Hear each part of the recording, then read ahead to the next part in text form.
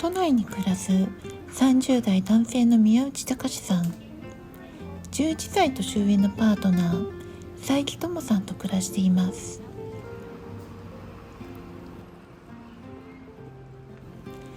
一見どこにでもいる異性カップルですが、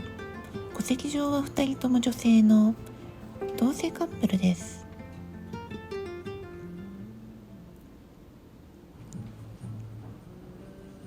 戸籍上も異性カップルになりたいと願う隆さんですが、今大きな悩みを抱えています。隆さんには未成年の子供がおり、性別を変更することができないのです。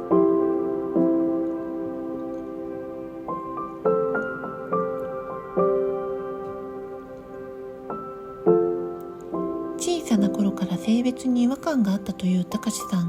しかし周囲から求められる女性らしさに抗えないまま、見た目も心も異性愛者の女性を演じて生きてきたといいます。26歳で結婚、29歳で妊娠。この時隆さんは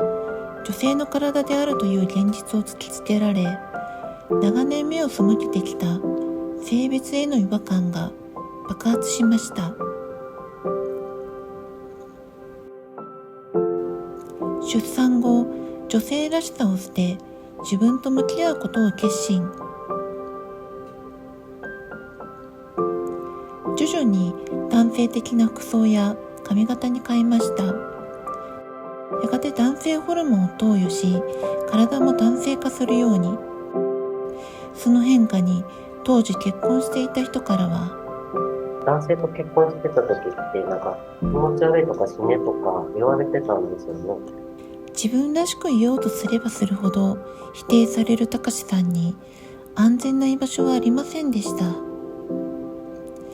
出産してから5年、離婚が成立。離婚してからは子供と2人きりで生活しました。そして1年して出会ったのがパートナーのともさんです。やっぱ顔つきですよね。眉間にシワな感じだったから、それがだんだんなんかなくなってきたよね。そうだね。それは一緒に暮らせるようになって初めて家が安全な場っていう感じなんですよね。性別移行が進むことで心も安定するようになってきました。子育て中のこと思い出すと頭痛がしたりとか、やっぱり性別で産んだ人がお母さんとか女性として認識されるみたいなところが本当に苦しくて、女性として認識され続けるみたいなすごい苦しかったので、しばらく子育て中の写真とか見れなかったんですけど、いい写真だなって見れるようになってることに今気づきました。しかし問題が残っています。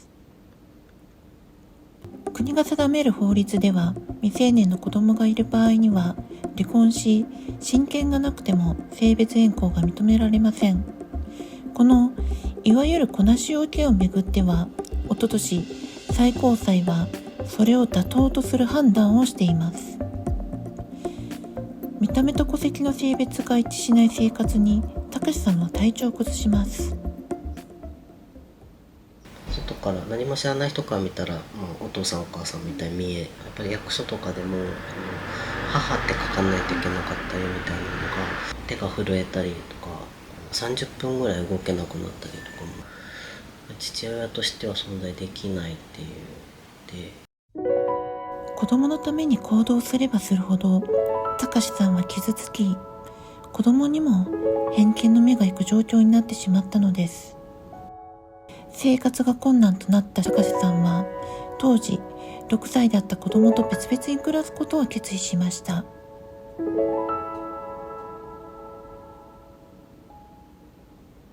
私の名前は私が決める。私の性別私が決める。最高裁の判断に抗議するデモが